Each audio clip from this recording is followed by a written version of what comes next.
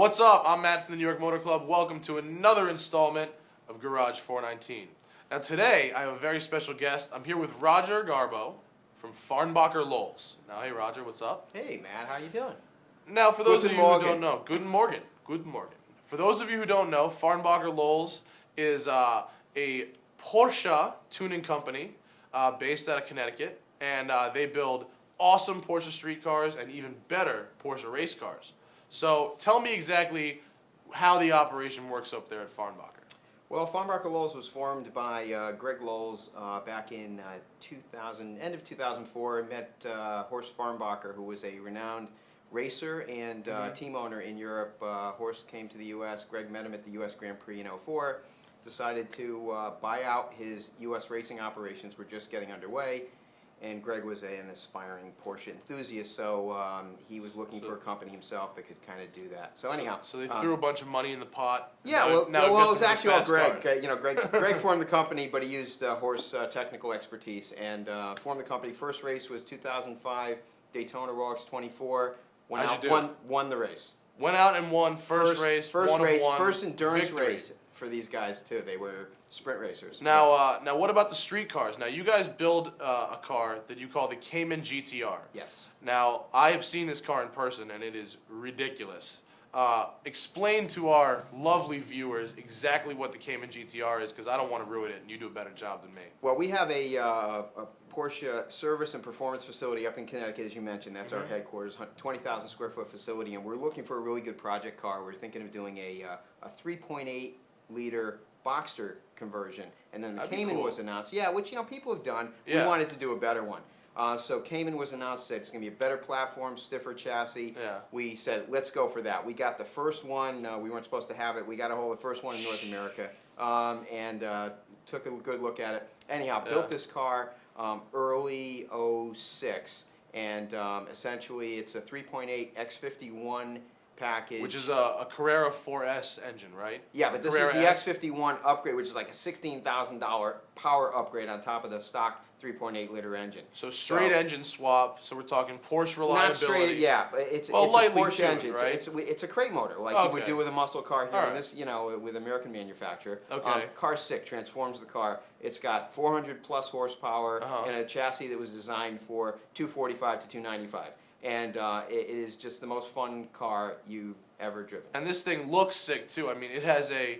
I'll ruin this for our viewers. It's got a full 911 GT3 front end on it. Yes. Which really transforms the entire look of the car. It makes it so much more muscular. It's got those vents where the hood meets the nose and the really low front lip on there. And it helps with the aerodynamics as well, right? Absolutely. We got a third radiator. There's a lot to it. It's not just throw an engine in. There's a lot of engineering that went into it. Just the software alone took many months to figure out and get everything working together because it's designed for a 997 chassis, the engine, but we're putting it in a 987. So getting the computer to work and talk and really was a challenge, but we got it going. The car's amazing. And reliability is like what you could expect from pretty much stock Porsche, right? Absolutely. You can go into any Porsche dealer and the car can get serviced and worked on. It's fantastic. That's awesome. I mean, it's 110,000, right? It's about 118.5 for the full turnkey conversion. Full car. If you brought us one, it's about 56,000.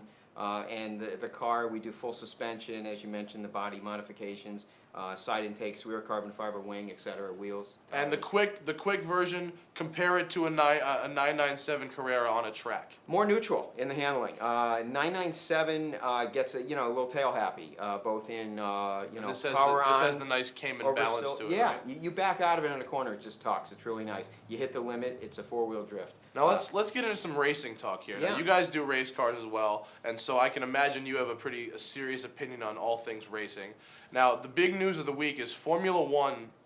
Bernie Ecclestone from Formula One decided to make an announcement where the Formula One League is going to, and as of March 2008, limit and actually cease engine development for 10 years. So every team has until March to choose an engine, and they're stuck with it for 10 years. Now, how do you feel about that as a race car enthusiast? Oh, I've always looked at Formula One as the cutting edge of technology, and what they do there eventually a lot of it trickles down to what we see on the road cars. Enzo's, McLaren F1. But even just, you look stuff. at, the technology that comes into even economy cars, eventually a lot of this was, cutting edge back 15, 20 years ago, and now it's commonplace. And what these guys have done, look at turbo technology has taken such leaps and bounds of advancement because of Formula One. But don't you think that, a Formula One engine, other things aside, a Formula One engine spins at almost 20,000 RPM at this point. Yes. You're putting down 800 plus horsepower.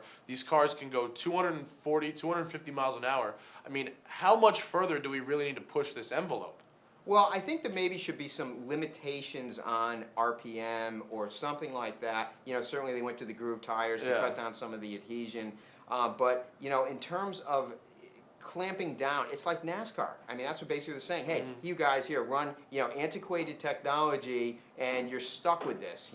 Whereas it may not be antiquated now, but 10 years from now, where are we going to be? Well, what I think is that it's a good thing to pause this engine technology, because I think it gives the braking, aerodynamic, and tire technology a little bit of time to catch up and kind of make it a little bit safer for everyone involved before the engines get out of hand. Have you watched a race recently? These I've watched a race. These cars don't break loose. It's they like they're on rails. They do, but I don't know. I feel like that much power in a car that weighs nothing. If it's not right now, I think it's okay. But I think if it gets too much further before the other technologies catch up, it might turn into some problems. How about get rid of the driver's aids? That's what I'd like to see. All right. Traction control off. Absolutely. You know All what? right. Make the guys drive the cars again. That's what I like. The old days when the cars came out of the corner sideways. All right. So we're going back to death racing in Formula One. Absolutely. Well, at least it'll be entertaining. Bring back the it'll be like killer NASCAR. bees too. All right? We'll watch it for the crashes.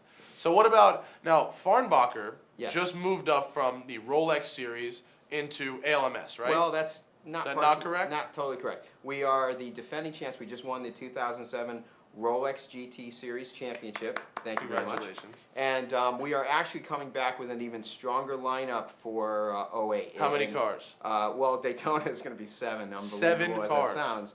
That's like it's absurd. insane. Yeah. Is it the biggest team at Daytona? I would have to think. It's got to be, yeah, right? it's a good portion. 7 of the, cars, a lot of cars of the field. But that being said, for the season, going for the championship, we're running 3 cars, 3 very strong cars. We've got an amazing lineup, and it's going to be great. But we're also going to be running simultaneously ALMS, and it looks like we're probably going to be doing the full season. Porsche is encouraging us, let's put it that way, to run the full season ALMS. So you think you're going to take it to Ferrari then? Well, Ferrari's been really strong the last couple of years. It's the race at Sebring last year. Ferrari took it. Yeah. Ferrari took it. They did, but the Porsche guys ran a good race though. Well, I think the Ferrari, that end was a little questionable. You could argue that Porsche. I don't think it was. I think he took Jorg it. Hart, he had him, and then it was a little bit of a aggressive maneuver on the part of the Ferrari. Yeah. But needless to say, it's going to be an exciting year. When we come back on Garage 419, we're going to talk about alternative power in racing. Stay tuned. You know how fast you're going? Gene, I want to be your friend. Phantasm. That's safety. And it's also about gas mileage. How's your insurance, huh? You're the menace, all right? So, was it worth it?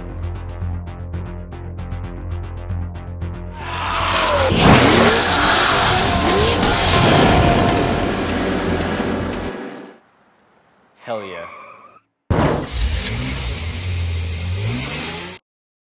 We're back on Garage 419 with Roger Garbow from Farnbacher Racing. What's up, Roger? Hey.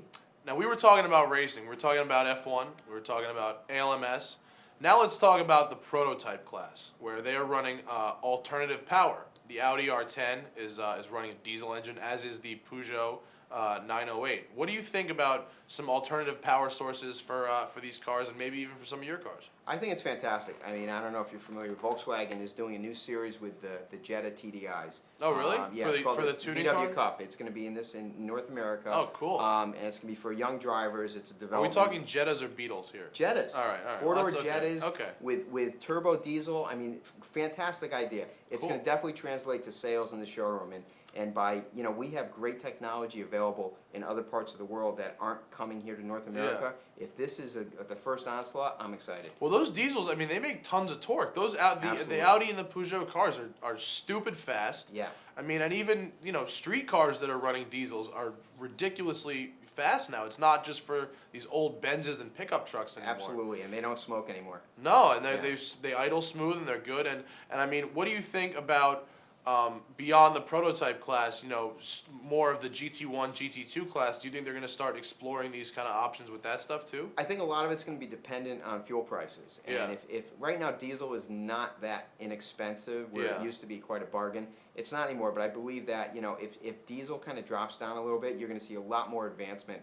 And there's going to Well, be do a you cry think? out. But do you think with these? I mean, with a racing team, with all the costs associated with the racing team, are they really worried about fuel costs? No, they're not, but I think it's a public perception thing. You know, Oh, if you okay. look at like ALMS is going to E85 next year to, you know, kind of introduce some of the ethanol and Yeah. and you know, make them feel better about what they're doing. You know, Yeah. at the end of the day, the consumer, you know, people who aren't into racing, we have to worry about them saying, "Hey, what are you guys doing? We're dying in the desert over there for oil, Yeah. and yet, you know, you guys are just wasting it on the racetrack." Yeah, it's I not, hear you. You know, so So then, can I expect maybe a solar-powered Super Cup car?